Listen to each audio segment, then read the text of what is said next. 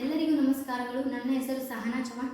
ನಾನು ಕಿತ್ತೂರಾಣಿ ಚೆನ್ನಮ್ಮ ವಸತಿ ಶಾಲೆ ತಾವರಗೆರೆ ತಾಲೂಕು ಕುಷ್ಟಗಿ ಜಿಲ್ಲೆ ಕೊಪ್ಪಳದಲ್ಲಿ 8ನೇ ತರಗತಿಯಲ್ಲಿ ಓದುತ್ತಿದ್ದು ಇವತ್ತು ನಾನು ಗಣೇಶನ ಕಥೆಯನ್ನು ಹೇಳಲು ಇಚ್ಛಿಸುತ್ತೇನೆ.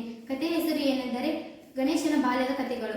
ಶಿವಾಲಯದಲ್ಲಿ ತಾಯಿ ಪಾರ್ವತಿ, ಶಿವ ಮತ್ತೆ ಅವರ ಮಕ್ಕಳರಾದ ಗಣೇಶ ಮತ್ತು ಕಾರ್ತಿಕ್ ಇಬ್ಬರು ಮಾತಾಡುತ್ತಾ ಕೂತಾಗ ಇಂದ್ರ ಪ್ರತ್ಯಕ್ಷವಾಗುತ್ತಾನೆ.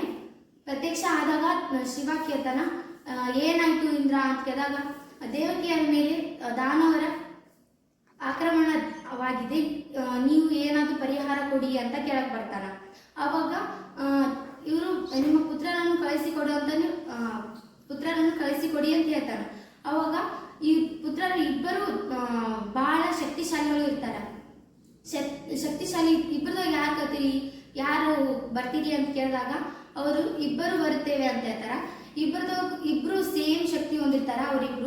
ಅವರಿಬ್ಬರದೊಳಗ ನೀವು ಇಬ್ಬರ ನಡುವೆ ಒಂದು ಪರೀಕ್ಷೆ ಇರ್ತದೆ. ಆ ಪರೀಕ್ಷೆಯಲ್ಲಿ ಯಾರು ಜಯಶಾಲಿ ಆಗ್ತಿರೋ ಅವರನ್ನು ಅಲ್ಲಿ ಕಳಿಸಿಕೊಡಲಾಗುತ್ತದೆ ಅಂತ ಹೇಳ್ತಾರ.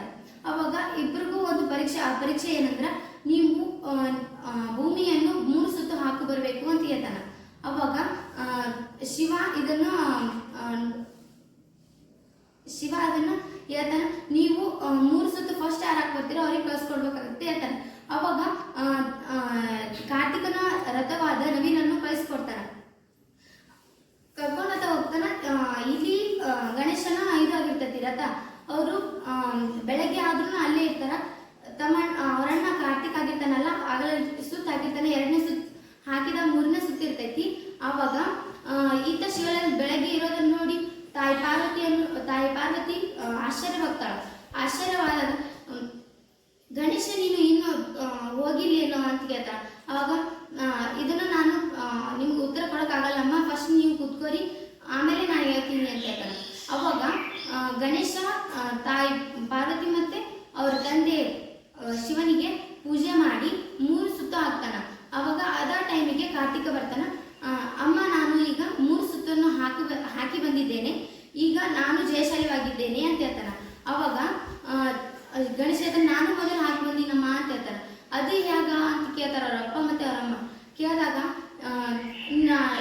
ಈ ಭೂಮಿಯನ್ನು 3 ಸುತ್ತೆ ಹಾಕೋದ್ರೂ ಒಂದೇನೆ, ತಂದೆ ತಾಯಿನೂ ಹಾಕೋದ್ರಿಂದ ಒಂದೇನೆ, ನೀವೇ ನಮ್ಮ ಜಗತ್ತು, ನೀನೇ ನಮ್ಮ ದೇವರು ಅಂತ ಹೇಳ್ತಾರೆ.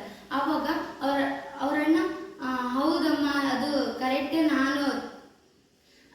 ನಾನು ಜಯಶಾಲಿ ಆಗಿಲ್ಲ, ತಮ್ಮ ಆಗಿದ್ದಾನೆ ಗಣೇಶ ಅಂತ ಹೇಳ್ತಾನೆ. ಅವಾಗ ಇಂದ್ರ ಗಣೇಶ ಬಹಳ ಬುದ್ಧಿವಂತ ಅದನ್ನಲ್ಲ, ಅವ್ರಿಗೆ ಕಳಿಸ್ಕೊಡ್ರಿ ಅಂತ ಹೇಳಿದಾಗ ಎಲ್ಲರೂ ಒಪ್ಪಿ ಅದನ್ನ ಕಳಿಸ್ಕೊಡ್ತಾನೆ.